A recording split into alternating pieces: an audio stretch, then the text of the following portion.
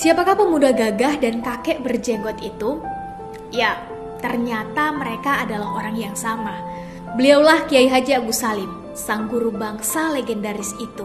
Ketika kita membaca biografi beliau, tentu kita akan tertegun betapa pahlawan nasional yang satu ini punya begitu banyak kebaikan.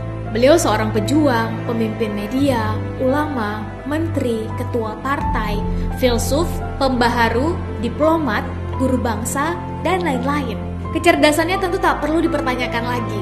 Beliau lulusan terbaik HBS, mengalahkan keturunan Belanda, Eropa, dan Asia Timur. Kiai Haji Agus Salim adalah seorang poligon, orang yang menguasai belasan bahasa, bahasa Belanda, Arab, Inggris, Jepang, Prancis, Jerman, Mandarin, Latin, dan Turki. Ia juga menguasai beberapa bahasa daerah, seperti bahasa Melayu, Minang, Jawa, dan Sunda. Semua kepiawaiannya itu berguna saat beliau memimpin delegasi Indonesia dalam berbagai perundingan dan misi diplomasi.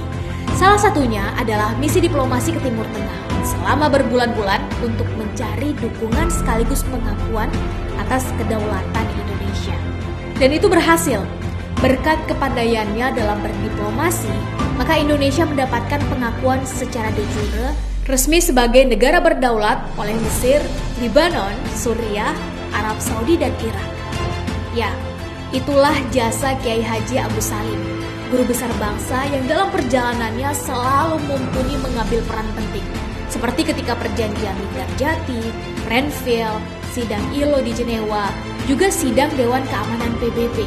Kunjungan-kunjungannya ke berbagai negara sebagai tamu undangan, seperti ketika ke Belanda dan Inggris, juga ketika menjadi dosen tamu di Amerika, menyisakan banyak kesan kekaguman kepadanya. Dalam buku 100 tahun Haji Agus Salim setebal 484 halaman, kita juga bisa menemukan banyak pujian tulus dari mereka yang mengenalnya. Bung Karno berkata, "Saya pernah meneguk air yang diberikan oleh Haji Agus Salim sambil ngesot di bawah kakinya." Kiai Haji Agus Salim ini adalah seorang guru saya, terutama sekali tentang sosialisme dan politik internasional. Sangat broad-minded, terpelajar, lucu, dan ulama yang intelek. Begitulah kata Bung Karno. Hamka berkata, itulah manusia yang nilainya sama dengan sejuta manusia, bahkan lebih.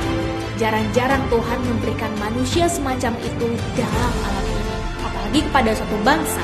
Profesor Semmerhorn dalam catatan hariannya, 14 Oktober 1946 menulis, orang tua yang sangat pandai ini adalah seorang yang sangat jenius dalam hal bahasa.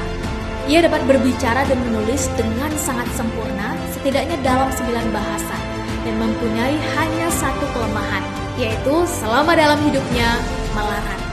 Demikianlah tulis Profesor Semmerhorn. Ya, Kiai Haji Agus Salim adalah seorang yang bisa dikatakan hidup melarat. Dengan semua kepandaian dan jasa yang dimilikinya, tentu mudah bagi beliau untuk hidup mewah. Tapi beliau lebih memilih untuk pindah dari rumah kontrakan dari satu gang sempit ke gang sempit lainnya, demi menjaga totalitas dan keikhlasan dalam pengabdian. Leiden is legend.